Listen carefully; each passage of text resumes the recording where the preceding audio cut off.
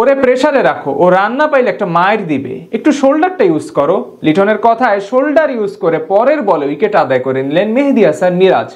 দারুণভাবে ফাঁদে ফেলে আউট করলেন প্রতিপক্ষ ওপেনারকে, দিলেন বুদ্ধিমত্তার পরিচয়। লিটনের কথায় মিরাজের উইকেট তুলে নেওয়ার সেই ঘটনা নিয়ে বিস্তারিত জানবো রিপোর্টে।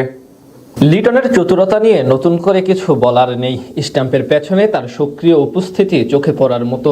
বিশেষ করে বোলারদের পরামর্শ দিয়ে উইকেট আদায় করার দিক থেকে বেশ পটু তিনি। এবার পাকিস্তানের বিপক্ষে দেখা গেল আরো একবার দারুণভাবে মিরাজকে দিয়ে প্রতিপক্ষ ওপেনারকে ফাঁদে ফেললেন তিনি। প্রথমে তার দুর্বলতা বের করে সেই অনুযায়ী বোলিং করতে বলেন মিরাজকে, আর টাইগার স্পিনার সেই কথা শুনে আউট করলেন আজান আওয়াইসকে। পাকিস্তানের বিপক্ষে সিলেটে রানের পাহাড় গড়ে টার্গেট দিয়েছে বাংলাদেশ দল। এই রান তাড়া করতে হলে সফরকারী গড়তে হবে বিশ্ব রেকর্ড। এদিকে আগের দিন কোনো উইকেট না পেলেও আজ দিনের শুরুতে আব্দুল্লাহ ফজলকে বাউন্সারে কুপকাত করেন নাহিদ রানা। এরপর জুটি ভাঙার চেষ্টা করেন অধিনায়ক শান মাসুদ এবং আজান আওয়াইসের। দুজনের জুটিতেই সেই বুদ্ধিমত্তা দেখান লিটন মিরাজ। প্রথম ম্যাচে অভিষেকেই সেঞ্চুরি হাঁকিয়ে আলোচনা সৃষ্টি করেন আজান। দ্বিতীয় ম্যাচে তেমন ভাবে অবশ্য মেলে ধরতে পারেননি নিজেকে।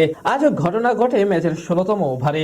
সেখানে তৃতীয় বলে শান মাসুদ সিঙ্গেল নিয়ে আজানকে স্ট্রাইকে পাঠান। তখন উইকেটের পেছন থেকে মিরাজকে উদ্দেশ্য করে লিটন বলতে থাকেন, ও ঝাড়ু মারতে পারে না, ওরে ব্যাকফুটে রাখ, ওরে প্রেসারটা রাখ, ও রান্না পাইলে বড় একটা মাইরা দিবে।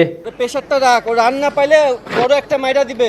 এর মানে লিটন মিরাজকে বোঝাচ্ছিলেন আজানকে বাম পায়ের বরাবর বল করতে, যেটা তার উইক জোন। সাথে এটা বলে দিয়েছেন যে সে ঝাড়ু মারতে পারে না, মানে সুইপ শট খেলতে পারে না। ঠিক পরের বল করার সময় দেখা যায় লিটন পুনরায় মিরাজকে বলেন, টু গুড, একটু শোল্ডারটা ইউজ করো। টু গুড মিরাজ, একটু শোল্ডারটাকে ইউজ করো। সেই কথা অনুযায়ী ঠিক এক বল পরেই মিরাজ আজান আওয়াইসকে অফ স্ট্যাম্পের উপর বল করে একটু টার্ন রেখে পায়ের উপর ডেলিভারি রাখেন। সেটি ডিফেন্স করতে গিয়ে বলের লাইন মিস করলে এলবিডব্লিউর ফাঁদে পড়েন এই ব্যাটার। এতেই উইকেট পেয়ে যায় বাংলাদেশ দল এবং বিদায় নেন পাকিস্তানি ওপেনার। লিটনের এমন চতুরতা নিয়ে অবশ্যই প্রশংসা করতে যে কেউ বাধ্য। দুর্দান্ত ভাবে মেধা কাজে লাগিয়ে এভাবে আজানকে আউট করলেন তিনি। এছাড়া আজ আরো বেশ কয়েকবার দেখা যায় স্ট্যাম্পের পেছন থেকে বোলারদের পরামর্শ দিয়ে প্রতিপক্ষ ব্যাটারদের বোকা বানাতে। আধুনিক ক্রিকেটে একজন উইকেট কিপারকে মূলত এমন স্মার্টই হতে হয়, যিনি ব্যাটারদের মাইন্ড রিড করতে পারবেন, বোলারদের ছোট ছোট উপদেশ দিতে পারবেন। সেটি আজ করে দেখালেন লিটন কুমার দাস।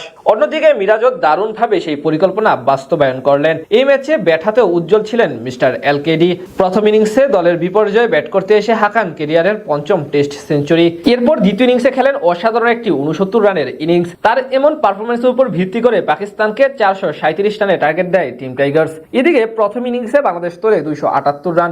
এরপর পাকিস্তান 232 রানে অল আউট হয়ে গেলে পুনরায় মুশফিকের সেঞ্চুরিতে 390 রান আনে স্বাগতিকরা।